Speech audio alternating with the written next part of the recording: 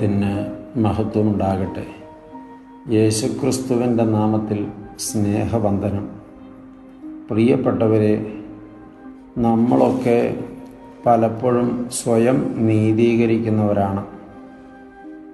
നമ്മൾ ചെയ്യുന്നത് തെറ്റായാലും ശരിയായാലും അത് ശരി മാത്രമാണെന്നാണ് നമ്മുടെ കാഴ്ചപ്പാട്. അതുകൊണ്ടാണ് നാം നമ്മുടെ തെറ്റുകളെ ന്യായീകരിക്കുന്നതും സ്വയം നീതീകരിക്കുന്നതും. ഞാൻ ശരി എന്ന ഒരു ഉത്ബോധം ഒരാളെ ഭരിച്ചാൽ, വ്യക്തമായി പരിശോധിച്ചാൽ അത് അയാളുടെ അഹന്തയിൽ നിന്നുള്ള ഒരു പ്രതികരണമാണ്.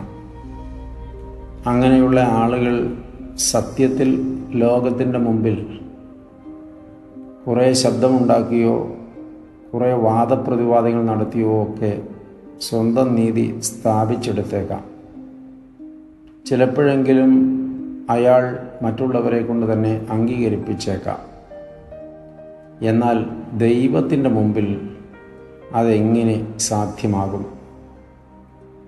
ഇയ്യോബിൻ്റെ പുസ്തകം 9-ാം അധ്യായം 2-3 തിരുവചനങ്ങളിൽ വിശുദ്ധ ഗ്രന്ഥം ഇങ്ങനെ പഠിപ്പിക്കുകയാണ്: ദൈവസന്നിധിയിൽ മർത്യൻ നീതിമാനാകുന്നത് എങ്ങനെ?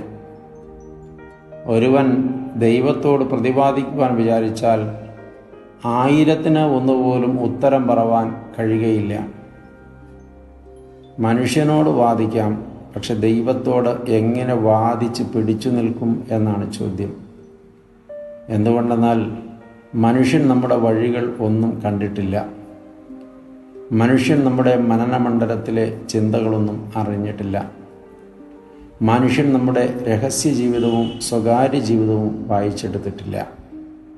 എന്നാൽ ദൈവം ഇതെല്ലാം കണ്ടവനും അറിഞ്ഞവനും വായിച്ചെടുത്തവനുമാണ്.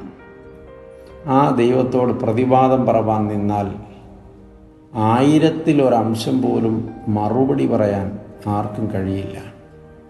ഒരു വലിയ യാഥാർത്ഥ്യം നമ്മൾ മനസ്സിലാക്കണം. നമ്മൾ വാദിക്കേണ്ടി വരുന്നതും തർക്കിക്കേണ്ടി വരുന്നതും സ്ഥാപിക്കേണ്ടി വരുന്നതും ലോകത്തിൻ്റെ മുമ്പിലോ മനുഷ്യരുടെ മുമ്പിലോ അല്ല, ദൈവത്തിൻ്റെ മുമ്പിലാണ്. എല്ലാം അറിയുന്ന ദൈവത്തിൻ്റെ മുമ്പിൽ. അങ്ങനെ കണക്ക് ബോധിപ്പിക്കേണ്ട നാളിൽ നാം ദൈവത്തിന് മുമ്പിൽ ഉത്തരം മുട്ടിപ്പോയവരും ലജ്ജിച്ചു പോയവരുമായി നിൽക്കേണ്ടി വന്നാൽ നമ്മുടെ ഭാവി എന്താകുമെന്ന് നാം നല്ലവണ്ണം ചിന്തിക്കണം. അതുകൊണ്ട് നാം ദൈവസന്നിധിയിൽ ഒരിക്കലും നീതീകരിക്കപ്പെടുന്നില്ല എന്ന് തിരിച്ചറിഞ്ഞ് അപ്പോഴപ്പോൾ പാപബോധം പ്രാപിച്ച് അനുതപിച്ച് കുമ്പസാരിച്ച് ഏറ്റുപറഞ്ഞ് വിനയപ്പെട്ട് ദൈവത്തോട് താതാത്മ്യപ്പെട്ട് ദൈവത്തോട് അനുകൂലമായി ദൈവത്തെ അനുകൂലപ്പെടുത്തി ജീവിതം മുൻപോട്ട് നയിക്കണം. അഹന്ത ചിലവാകുന്നത് ലോകത്ത് ജീവിച്ചിരിക്കുമ്പോൾ മനുഷ്യരുടെ മുൻപിൽ മാത്രമാണ്.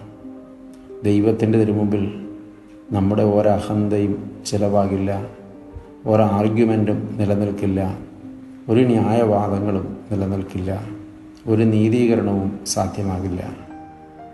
ദൈവം അനുഗ്രഹിക്കട്ടെ.